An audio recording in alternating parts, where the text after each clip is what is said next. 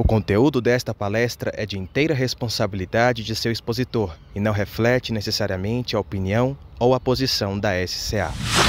O tema de hoje é Ministério da Solteirice. Esse foi o título que eu dei, com meio que uma referência ao Ministério do Casamento, mas nós, como solteiros, o Ministério é da Solteirice.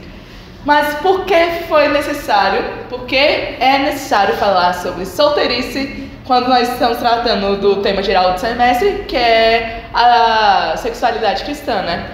É por conta justamente de como a solteirice é entendida no nosso meio protestante, o que também reverbera um pouco como a solteirice é enxergada, é vista no meio católico, e como nós, como cristãos, temos refletido, temos sendo muitas das vezes os ideais do mundo. Então, como que a solteirice também é vista no mundo.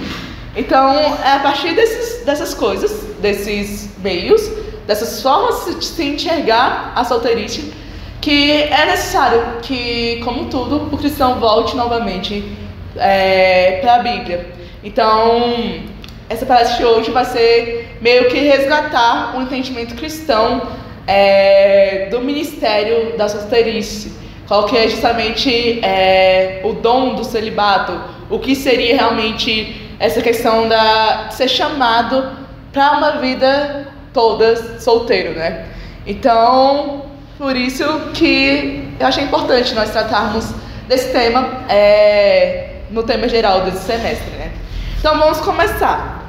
Eu acho que, creio que todos aqui estejam ligados a uma igreja local. Então, muitas das vezes na nossa igreja local, ser solteiro sempre já vem aquele lá, né?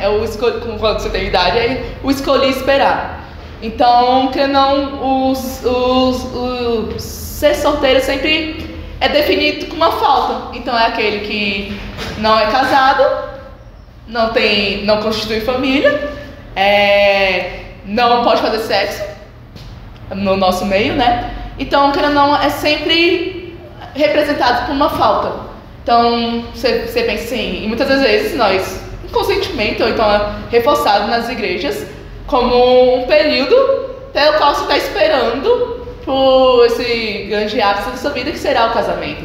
Então, muitas vezes, quando vamos falar com jovens, com adolescentes, nós falamos, tá solteiro, tá beijão, mas tá perdendo algo muito bom. Espere porque vai ser muito bom. Espere porque vai ter um ápice, vocês vão ser recompensados. Então, justamente, a solteirice como essa falta. Então, meio que representa os solteiros como pessoas incompletas. Pessoas que têm faltas na vida deles, né? E por outro lado, na tradição cristã, principalmente nós vemos no seio católico, o celibato, a castidade, já é vista como algo positivo, ou seja, os sacerdotes da igreja católica é necessário hoje, imposto pela igreja, o celibato, enquanto na igreja protestante muitas das vezes é desaconselhado pessoas que não são casadas, né? Então nós vemos esse contraste. Por um lado, você só pode exercer um sacerdócio caso você seja celibato, e do outro, você pode exercer um cargo eclesiástico caso você seja casado. Mas o que isso realmente representa sobre os valores cristãos, o que está realmente contido da Bíblia? Será que é necessário nós sermos celibatos ou casados? E será que solteiro mesmo é essa questão de falta? Será que o solteiro sempre vai estar à espera de algo? Sempre ele tem que ficar naquela frase, escolhi esperar? Será que é isso que se resume a vida solteiro, né? E enquanto isso, esses dilemas que nós encaramos no meio cristão estão intimamente ligados com a nossa sociedade. Então, vou relembrar alguns termos da palestra passada, a última palestra que eu dei sobre a introdução, né, a esse tema.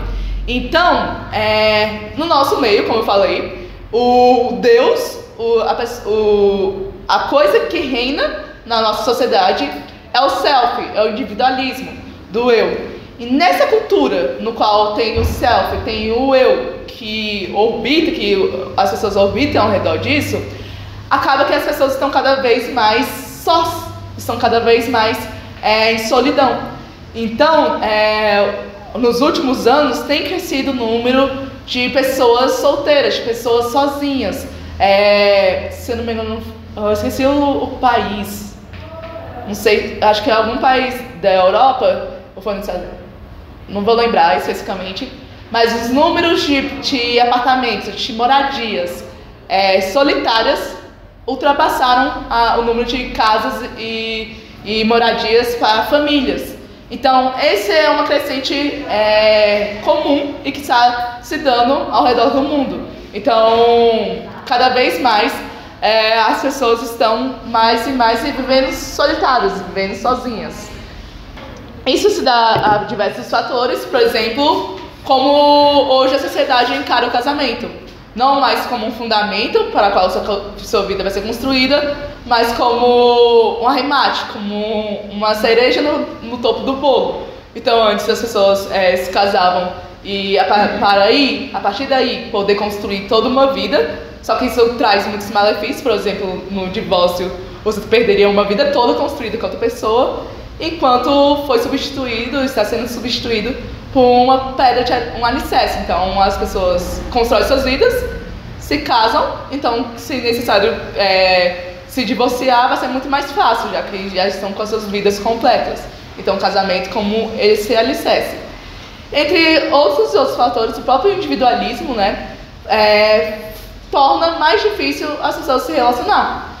Então, muitas vezes, por conta dessas coisas, das pessoas quererem construir a sua vida sozinha, quererem olhar somente para vocês, muitas vezes nós encaramos o casamento como a solução para esse mundo individualista. Encaramos o casamento como o salvador para essa vida de pessoas tão solteiras, tão solitárias. Mas, como nós vimos, mesmo se no casamento nós podemos também ser egoístas e temos as nossas individualidades abastecidas. Então nós sabemos que a única pessoa que é capaz de nos salvar é Cristo. Então a resposta para um mundo individual, um mundo que está crescendo a solidão, que está crescendo o número de solteiros, não é o casamento, mas sim Cristo, como todas as soluções de todos os outros problemas. Então, para entender um pouco de qual é a solução para a solteirice, entre aspas, desse mundo individual, nós teremos que recorrer, sim, à Bíblia. Então, agora vamos partir para a Bíblia. O que a Bíblia diz sobre o ser solteiro? Então, vou começar com um versículo que fala sobre casamento, divórcio, mas depois Jesus fala algo interessante sobre o ser solteiro. Então, abre por favor, lá em Mateus 19, 3 ao 11. Alguns fariseus apareceram e tentaram apanhar Jesus numa armadilha, perguntando: deve ser permitido que um homem se divorcie da sua mulher por qualquer motivo? Vocês não leram as Escrituras? Respondeu Jesus. Elas registram que, desde o princípio, o Criador os fez homem e mulher, e disse: por isso deixa o pai e mãe e se une a sua mulher, e os dois se tornam um só carne. Uma vez que já não só dois, mas um só, que ninguém separe o que Deus uniu. Eles se perguntaram: então, por que Moisés disse na lei que o homem poderia dar à esposa um certificado de divórcio e mandá-la embora? Jesus respondeu: Moisés permitiu o divórcio apenas como concessão, pois o coração de vocês é duro, mas não era esse o propósito original. E eu lhes digo o seguinte, que se você divorciar de sua esposa, ou que só poderá fazer em caso de imoralidade, e se casar com outra, cometerá adultério. Os discípulos de Jesus disseram: se essa é a condição do homem em relação à mulher, é melhor não casar. Nem todos têm como aceitar esse ensino, disse Jesus. são aqueles que receberam a ajuda de Deus. Alguns nascem eunucos, alguns foram feitos eunucos por outros, e alguns assim mesmo se fazem eunucos por causa do reino dos céus. Quem puder, que aceite isso.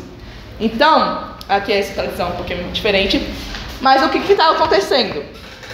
Os fariseus, querendo pegar Jesus numa armadilha, perguntaram a Jesus a respeito do divórcio, que se era lícito um homem se divorciar, porque na lei de Moisés era lícito, tinha abertura para isso. Então Jesus apontou para a criação, apontou por isso, como nós vimos que nós temos que fazer com tudo, nós temos que ver o que Deus criou, qual que era o propósito ao Deus criar. Então Jesus retornou o princípio. Então o princípio Deus os fez homem e mulher, e que o homem deixe o seu pai e sua mãe e que se torne uma só carne com a sua esposa. E ele reforça o sentido da lei, que isso é permitido o divórcio em caso de adultério, e caso a pessoa se divorcie sem ser por esses motivos, ele comete adultério. E os discípulos olhando para isso falam: mas isso que você está querendo é duro demais, é muito pesado, então é melhor que você não se case. Então Jesus falou: sim, basicamente Jesus concordou com eles, sim, é melhor que não se case. Mas Jesus reforça algo, porque o não se casar não é para qualquer um. Ele falou: se isso é para você, então que não se case. E Jesus vem com algo totalmente novo até então, totalmente novo para aquela sociedade.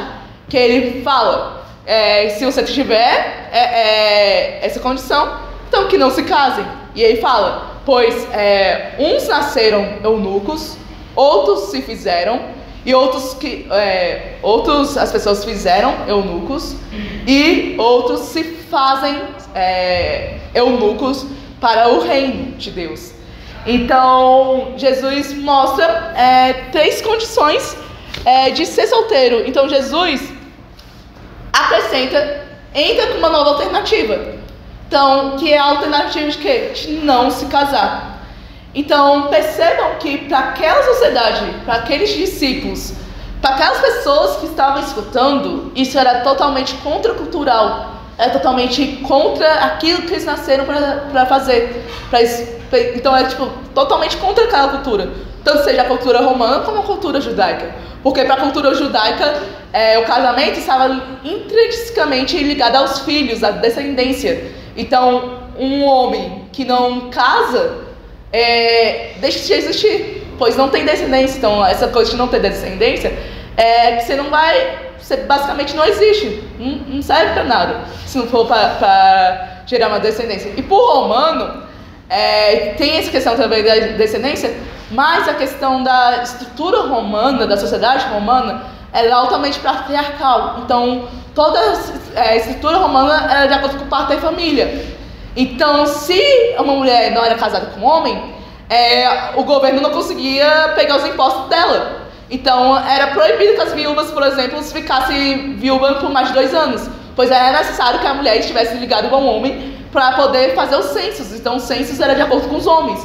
Então, não era bom que houvesse mulheres solteiras e, consequentemente, também homens solteiros, né? Então, esse é o contexto daqueles discípulos, esse é o contexto daquelas pessoas que estão escutando. Então, Jesus fala que estava falando ali sobre o casamento, sobre o divórcio, e quando os discípulos acham muito difícil, falam: não, é melhor ficar solteiro. E Jesus vem e fala: sim, é melhor ficar solteiro. E Jesus reforça que isso não é para qualquer um. Essa alternativa do celibato, essa alternativa do estar solteiro, é algo totalmente novo para aquelas pessoas, né? É uma opção que Deus põe, que até então, por exemplo, nós não vemos em nenhuma outra religião que não o cristianismo, né? Por exemplo, essa questão assim, tão íntica e tão com tantas essas formas. Então, quais são os jeitos que Jesus falou da pessoa ficar solteira e não casar? Primeiro, ele fala que são aquelas pessoas que que já nasceram com esse dom. Que, no caso, nós podemos entender como pessoas, por exemplo, que têm alguma deficiência, muitas vezes não têm atração algo natural a elas. Então, sei lá, pessoas possivelmente ter sexo, a gente vem discutindo ainda essa condição. Pessoas que têm, sei lá, alguma doença, alguma coisa que faça que não seja possível o casamento, né? Entre outras coisas, né? Pessoas que já nasceram com essa condição de não poder se casar. Segundo, ele falou os que fizeram eunucos. No caso, ali era muito comum que os homens que fossem cuidar das mulheres do harém fossem castrados, fossem para não sentir atração pelas mulheres. Então as pessoas os fizeram castos, né? Interessante que esse nascer é discutível, mas algumas pessoas falam que pessoas homoafetivas no reino de Deus também entrariam no nasceram, mas enfim, há discussões. E por último, que ele fala que aqueles que se fizeram eunucos para o reino de Deus. Em primeiro lugar, Jesus estava falando de si mesmo. Então, uma das coisas que eu acho que muitas vezes nós esquecemos é que Cristo era solteiro aos 30. Cristo era virgem aos 30. Cristo era um solteirão e nunca se casou. E ele fala que aqui ele está se fazendo, ele mesmo se fez eunuco para o reino de Deus, para realmente a expansão de Deus. Então, quando nós falamos de solteiros na igreja, a principal referência que nós deveríamos vir na nossa cabeça é Cristo. Cristo foi solteiro, irmãos. Cristo nunca se casou. Cristo foi virgem até a sua morte. Então, quando nós tratamos e impomos e exigimos dos nossos jovens, principalmente, exigimos dos nossos irmãos das nossas igrejas, e falamos que eles têm que esperar pelo casamento como alguma realização, que eles estão incompletos sem o casamento, nós basicamente estamos dizendo que Cristo foi incompleto por não ter se casado. Então, justamente Cristo e essa fala de Cristo mostra que ser solteiro na igreja, ser solteiro para o reino, não é uma falta, não é algo problemático, não é algo que tem que ser consertado. Pelo contrário, Cristo foi um homem perfeito, foi o exemplo de todos os homens e foi um homem solteiro. E além disso, nós também na igreja também, na Bíblia, temos Paulo como um dos principais discípulos de Jesus, que também foi solteiro. Então, justamente por isso, nós devemos entender justamente a solteirice como isso que Cristo falou, como um ministério que é entregue para algumas pessoas específicas. Então, para isso, para continuar, vamos abrir lá em 1 Coríntios 6:13. Alguém pode ler? 1 Coríntios 6:13. Os alimentos foram feitos para o estômago e o estômago para os alimentos, mas Deus destruirá ambos. O corpo, porém, não é para a imoralidade, mas para o Senhor, e o Senhor para o corpo. Isso. Então aqui, principalmente essa última parte do versículo, que o corpo é para o Senhor é para o corpo e o corpo é para o Senhor. Então, aqui Paulo exemplifica o motivo e a finalidade do nosso corpo, que eu coloquei nessa frase aqui, que o nosso corpo é para o Senhor. Então, o nosso corpo foi feito para o Senhor.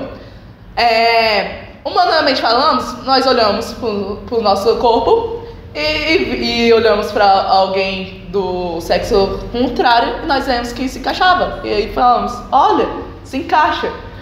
Mas, além do corpo simbolizar isso, querendo ou não, que é um casamento, uma união, sim, foi feito para encaixar, encaixa, sim. Mas, justamente esse encaixe, essa formação do corpo, mostra algo além. E esse algo além é que ele foi feito para algo maior, para algo mais grandioso do que simplesmente esse encaixar essa relação corpórea, que é uma relação espiritual, que é justamente o casamento nosso, o casamento da igreja, com Cristo. Então, é justamente esse grande casamento cósmico, que é justamente esse casamento, né? Então, nosso corpo foi feito, em primeiro lugar, para o Senhor, para Cristo, para justamente representar essa união cósmica. E a consequência disso é que sim, entre um homem e uma mulher vai sim se relacionar, vai sim poder acontecer um sexo dentro do casamento, né? Mas esse não foi o principal motivo que o corpo foi feito. Não, o principal motivo que o nosso corpo foi feito foi para o nosso Senhor. Foi realmente para ser entregue a Cristo. Então, por isso, o nosso corpo é do nosso Senhor, é do Senhor. Então, ao olharmos para isso, ao olharmos para essa relação do solteiro e dos casados, nós vemos uma sinergia, vemos como se fosse uma dança, que cada um demonstra algo específico do reino. Então, essa castidade que o solteiro tem que manter nos aponta para uma castidade celestial, no qual, por exemplo, o casamento, ele aponta para esse grande casamento celestial, aponta para justamente essa grande dança cósmica, mas como nós vimos também, aponta também para o relacionamento da Trindade, entre outras coisas. Mas o solteiro, ele aponta justamente para o céu, justamente para como nós iremos viver no céu, porque no céu todos serão solteiros. Ambos, coletivamente, nós seremos casados com Cristo, mas nós seremos solteiros. Então, essa palestra eu fiz, basicamente, eu usei muito da palestra do Guilherme de Carvalho. Ele traz um exemplo sobre isso. Ele toca, ele é pianista, e ele falou que tem muitos amigos e muitas vezes ele toca nos casamentos dos amigos. Então ele fala assim, como um instrumentista, como alguém que está trabalhando no casamento, muitas das vezes ele não pode aproveitar o casamento que está acontecendo, porque ele vai estar tocando, ele vai estar tendo que tocar. Ele falou que no máximo alguém vai lá, leva um pratinho para ele comer. Mas as pessoas que são os convidados, que não tem essas obrigações, simplesmente já come, já aproveita com o noivo, já fica livre no casamento. Então ele fala que sim, os casados é como se fossem os instrumentistas que estarão ali ocupados, então até pensando assim, os noivos que vão estar, por quê? Ocupados no casamento, por quê eles são instrumentistas? Porque quando nós vemos para olhar para a Bíblia, nós sabemos que os casados estão preocupados com coisas terrenas. Então eles têm que estar preocupados com a família deles, eles têm que estar preocupados em agradar e satisfazer o cônjuge. Então o marido é da esposa, assim como a esposa é do marido. Então eles, querendo ou não, estão presos aqui na terra, estão presos primeiro aqui com essa situação. Então eles não vão estar aproveitando o casamento, que seria o casamento celestial. Por quê? Porque o casamento deles estão com um propósito maior, que é refletir esse casamento celestial. Já os solteiros, eles seriam os convidados, que estariam totalmente livres, já estariam para usufruir desse casamento. Por quê? Nós, como solteiros aqui, já estamos na situação, já estamos no estágio de como nós estaríamos no céu. Então, justamente isso, aqui todos solteiros, essa questão de privação, essa questão de castidade, será como será no céu. Então, nós já temos, de certa forma, acesso ao que será no céu. Então, aqui, essa questão dessa interação dos casados apontando para o casamento celestial e os solteiros desfrutando já desse casamento celestial como já a concretização desse casamento celestial, é que muitas vezes se perde nas nossas igrejas esse entendimento que sim, o solteiro aponta para algo além, sim, o solteiro aponta para algo grandioso, algo eterno, que é justamente a nossa condição eterna no céu.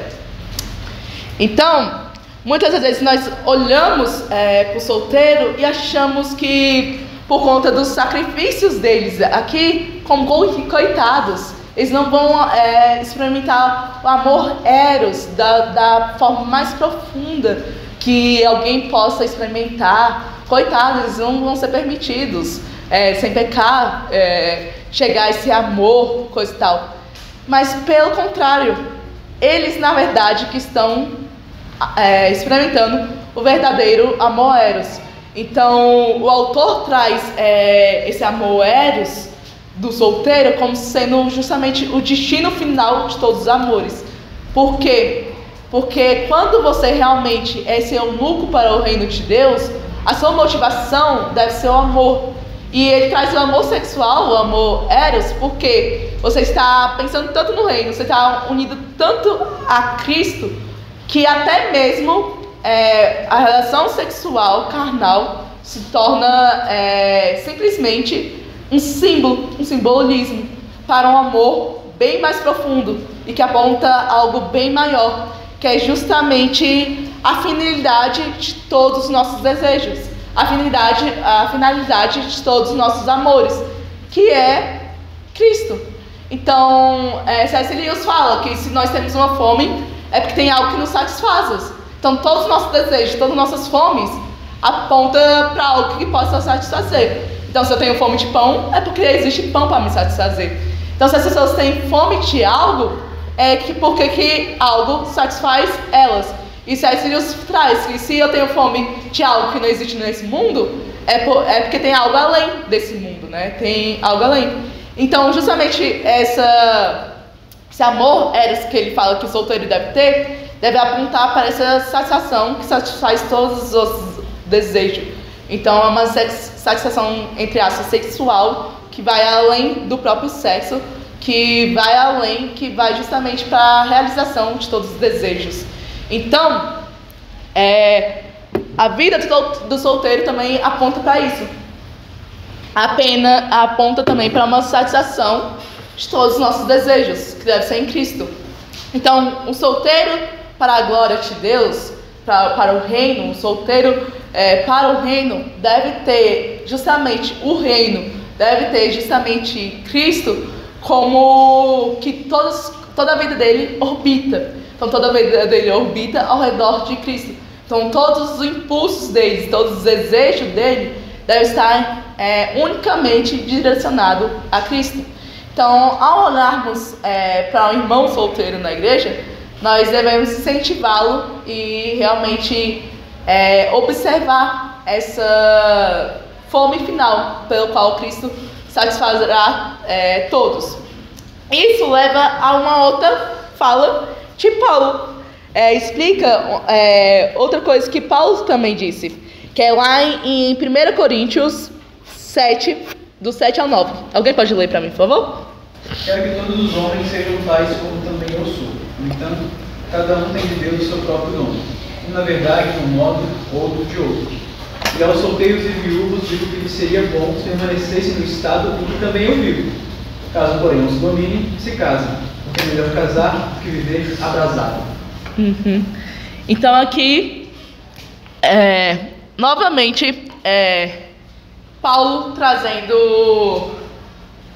assim como Cristo, trazendo o ser solteiro, permanecer solteiro como uma opção. Mas Paulo, novamente, assim como Cristo, fala que não é para todos. O permanecer solteiro é sim uma vocação, é sim um chamado. Então, Paulo fala que gostaria sim que todos permanecessem como ele, solteiros. Mas ele fala, se é para ficar abrasado, se é para ficar apaixonado, é melhor que se case. Mas aqui é muito interessante que o contexto dessa carta mostra uma íntima perseguição, uma perseguição muito profunda ali da igreja. Então, mostra um outro aspecto porque o solteiro deveria viver solteiro para a glória de Deus. Por conta que a nossa vida terrena, ela é curta, ela é breve. Os coríntios estavam ali sobre alta perseguição, então a morte era muito presente na vida deles. Então, por isso também Paulo fala que é bom que se permanecessem solteiros, porque a vida é breve, a vida passa rápido. Então, ali eles deviam o quê? Se dedicar justamente ao reino, à expansão do reino. Então, querendo ou não, a vida do solteiro também reforça e mostra como que a nossa vida é breve. Pois se você realmente foi chamado para ser solteiro, para o celibato, para realmente esse dom do celibato, para esse ministério da solteirice, você deveria considerar que sua vida toda agora está totalmente entregue para o reino. Então todos os seus impulsos, tudo aquilo que muitas vezes os casados perdem tempo, porque que eles têm que perder tempo e é exigido deles que percam tempo com a sua mulher, com seu cônjuge, né, com seu marido, com sua família, tudo. Então eles pegam e todas essas afeições, nós pegamos todo esse potencial de afeições, todo esse potencial de entrega, todo esse potencial de realmente desgaste e justamente para o reino, nós pegamos tudo isso que os casados têm que ter para a família dele, para poder honrar a Deus, nós pegamos tudo isso para ser entregue totalmente para a igreja. Então, esse ministério, esse chamado de pegarmos toda a nossa vida, completude, inclusive quem sabe, futura família, para ser entregue totalmente para o reino. E as pessoas que tomam essa decisão que entendem que a nossa vida é breve, que passa rápido, que é como, sei lá, nós estivéssemos aqui e estivesse chegando uns aliens aqui para destruir a vida e sei lá, estivesse fazendo um bolo. Obviamente você tem que parar de fazer o bolo porque tem aliens chegando. Então as pessoas que realmente, digamos, param a vida delas e na verdade focam a vida delas toda para a cruz, toda para o reino, é porque entenderam essa urgência, porque entendem esse desespero, essa necessidade de urgência que é o reino ser espalhado, que é trabalhar para a glória de Deus, que é realmente fazer o evangelho chegar às demais pessoas. Então, por isso que é um chamado, que não é para qualquer um. Então, Paulo ali fala, se vocês podem, assim como eu, dedicar a vida toda de vocês para o reino, se dediquem. A igreja precisa de solteiros. A nossa igreja atual, com essa questão de incentivar tanto casamento e tratar os solteiros como pessoas com falta, está perdendo essa dimensão que os solteiros mostram quanto que esse mundo é transitório. Os solteiros na igreja servem, esse ministério da solteirice serve para mostrar que nossa vida é transitória. O casamento e o casamento também é necessário na igreja, porque o casamento mostra como a nossa vida também é eterna, como a nossa vida não está somente nessa terra, mas aponta para algo além, que aponta para esse casamento entre Cristo e a igreja. Sim, mas o solteiro também mostra como que essa vida é transitória, como nós estamos em constante perigo, que as pessoas estão mortas espiritualmente. Então, e a morte está chegando. Então, na igreja nós precisamos de vidas casadas e de vidas solteiras, para justamente mostrar esse dualismo.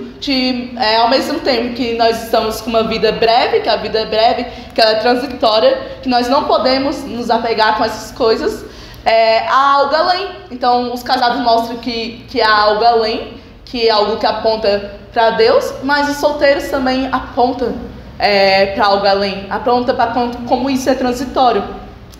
E lá no mesmo capítulo, no versículo 29, alguém pode ler aí, 1 Coríntios 7, 29, nos aponta justamente para isso, o significado disso.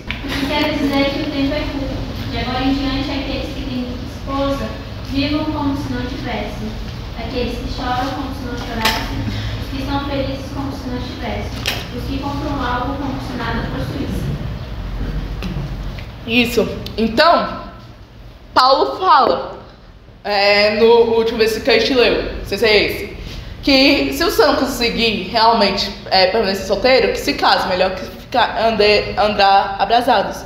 Só que Paulo vira para os casados, ele vira para as mulheres e os homens casados e fala: mas vocês também vivam como se estivessem solteiros. Mas hoje, Paulo, tu não meio que tá falando para a gente casar agora tá falando para a gente viver como se fossem solteiros? Então falou que é melhor que a gente se case do que andar abraçado, mas agora tá falando que a gente casado tem que viver solteiro. Mas é justamente isso. Porque mesmo que nós venhamos a nos casar, todas as pessoas casadas não podem se esquecer que o casamento é algo transitório, é algo passageiro, que vai passar. Como eu falei, lá no céu todos nós seremos solteiros. Então, Paulo está aqui alertando o perigo das pessoas casadas se esqueceram disso, se esquecerem que há algo além disso, de se focar muito na família, das coisas terrenas, e esquecer que há algo além. Então por isso que ele fala que se vocês que são casados, vivam como se fossem solteiros. Ou seja, lembre-se que esse casamento passará. Lembre-se que tem algo muito maior do que esse casamento. Lembre-se que esse casamento seu é para apontar para um casamento maior, que é entre Cristo e a igreja. Então, essas coisas que muitas das vezes está dentro da nossa igreja, que a pessoa só pode ser feliz depois do casamento, que tem só algo que só o casamento pode entregar, na verdade é algo que vai muito contra o que a própria Bíblia fala. Na verdade, até o casado tem um amor que falta dele, tem algo que ele necessita, que por isso que é necessário que ele viva mesmo casado como se estivesse solteiro, pois, como eu disse anteriormente, o amor eros mais profundo é o amor nosso por Cristo, é um que somente Cristo pode saciar. Então até mesmo os casamentos mais felizes nunca será completo, porque ainda falta esse casamento celestial se concretizar. Então até o casamento mais perfeito, digamos, mais ideal, ainda está incompleto, pois não foi concretizado, o Jair ainda não, que o cristão vive, né? As coisas ainda não foram concretizadas. Cristo não saciou aquela pessoa completamente. Então até mesmo o casado tem faltas. Então é ridículo nós olharmos para o solteiro, para as pessoas que vivem em vida de celibato, como elas faltassem algo. Como se no cara casado, das pessoas casadas, não faltasse algo. Então a mesma coisa que o solteiro tem falta, é o que o casado também terá falta. Que é o que toda a humanidade tem falta, que é de Cristo, que é justamente dessa concretização desse casamento celestial. Então, justamente a vida do solteiro aponta meio que, deixa meio que uma distração, como se o casamento fosse meio que uma distração para justamente essa vida de solteirice eterna, sabe? Não que a vida de solteiro seja melhor que a vida do casado. Eu espero que com essa palestra eu tenha deixado claro que ambos são necessários para nossas igrejas locais. Ambos mostram esse casamento cósmico, ambos apontam para Deus. Então, como nós vimos numas palestras anteriores, o casamento aponta para a Trindade, aponta para esse relacionamento íntimo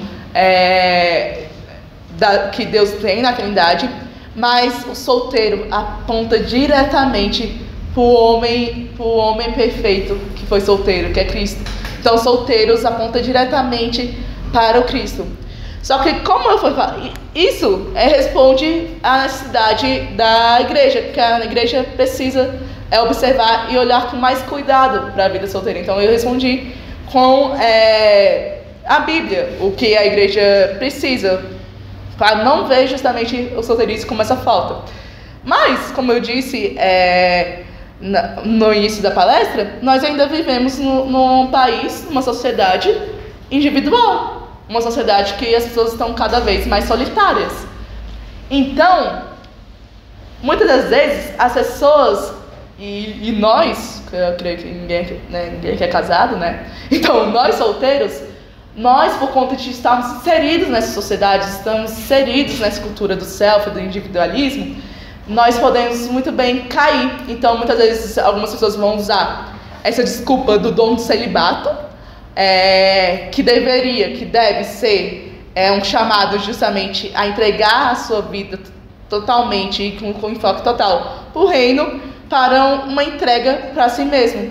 Então, muitas das vezes, as pessoas vão optar pelo celibato, não porque eles sentem que é um chamado, porque eles foram chamados para isso. Não como realmente uma vocação, porque ser celibato é uma vocação. Não como algo que eles realmente perceberam e é aquilo que eles querem, mas como uma desculpa. A pessoa está com preguiça, é difícil se relacionar assim. Todos sabem, eu acho que é chato, é difícil, é exigente. Às vezes a pessoa está cheia de exigências dos outros, então está com a régua lá em cima. Sei lá, os homens querem casar com uma mulher que pague tudo para eles. E a mulher quer casar com Brad Pitt, e eu sei lá. Então, eles estão, sei lá, cheios de coisas. E usa, mas eu sou celibata, eu sou noiva de Cristo. Como essa desculpinha. Então, eu chamo vocês, todos aqui somos solteiros, eu chamo sim a vocês a considerarem o dom do celibato. A considerarem ser justamente...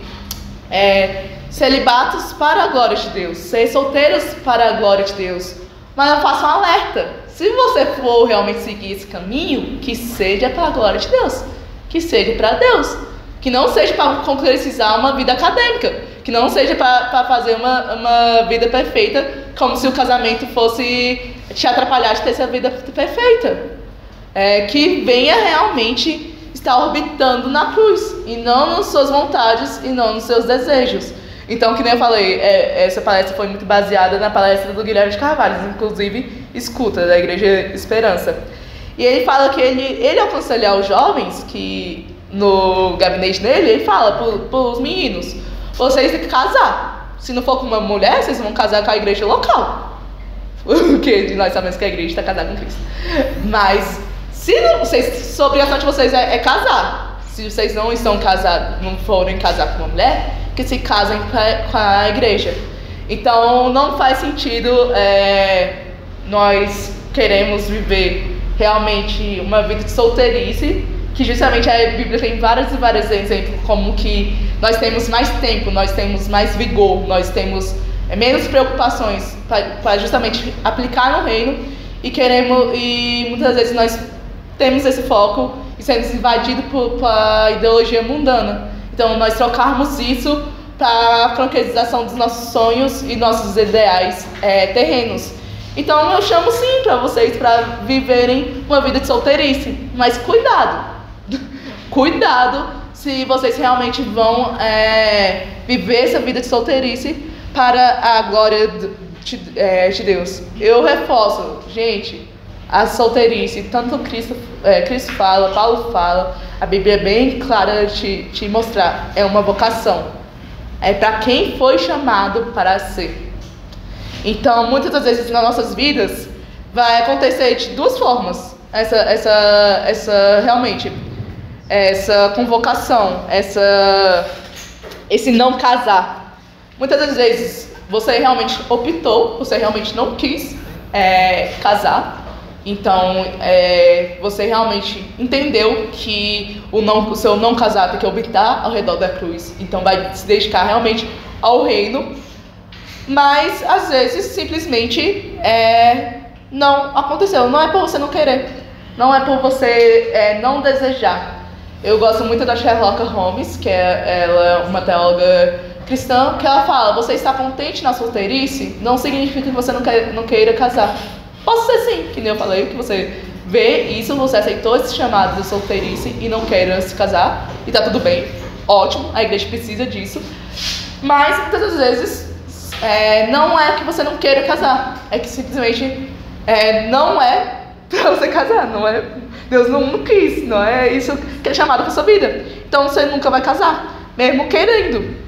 Então, seja um ou seja outro, se você optando por não casar, ou seja, você não tendo a oportunidade de não casar, como que é a nossa situação atual, que nós venhamos a entregar toda a nossa disposição, toda a nossa solteirice para a honra e glória do nosso Senhor, para realmente que quem esteja rodeando, quem nós estamos realmente levando, realmente o reino. nós vamos entender que esse estado, esse momento de solteirice, será o nosso estado eterno. É o destino pelo qual o nosso corpo foi feito. Foi para um estado eterno de celibato. Para um estado eterno de realmente... que ele já é completo em si mesmo.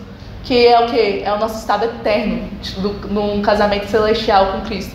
Então, no céu, todos nós seremos solteiros, mas juntos nós seremos casados com Cristo. Então, não despreze a sua vida de solteiro. Pelo contrário, lembre-se que esse estado de solteiro mostra como que a vida é rápida, como que ela é temporária, como ela é transitória. Então, use esse tempo que é tão transitório que a morte já está aí na sua porta para realmente se dedicar e levar realmente o reino de Cristo avante.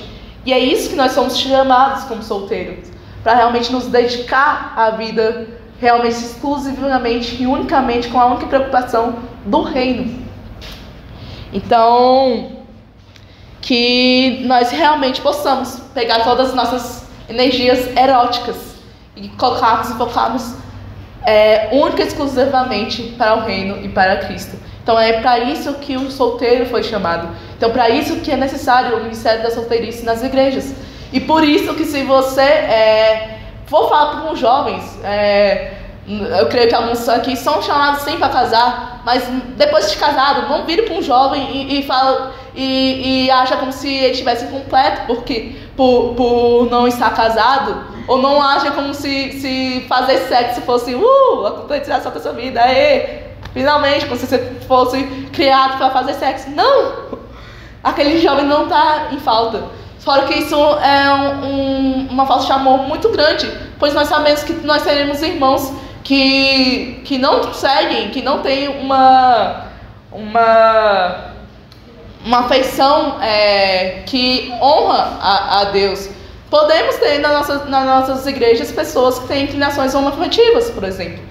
Então, quando você fala para um jovem que tem uma inclinação homoafetiva, que ele só vai ser concretizado com sexo, ele, minha vida foi feita para fazer algo pecaminoso para o Senhor? Não, há uma solução, há uma afeição maior, há uma concretização maior. Então, não, os solteiros não estão em falta. Ser solteiro não é definido com faltas. Ele não é casado, não pode fazer sexo, ele não é isso, não é aquilo.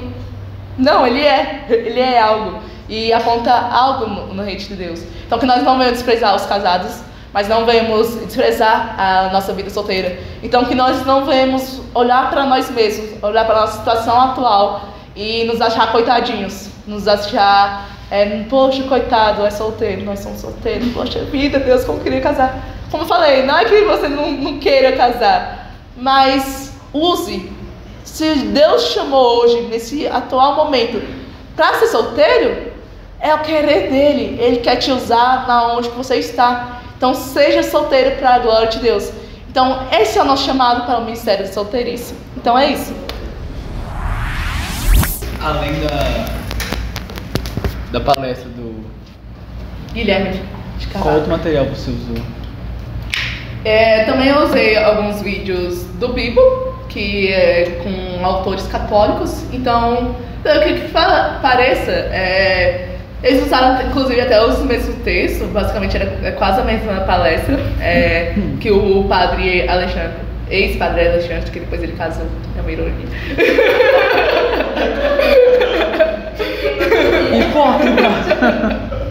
Enfim, ele trouxe sobre o celibato na Igreja Católica e qual é a visão da Igreja Católica sobre o celibato, e trouxe essa importância.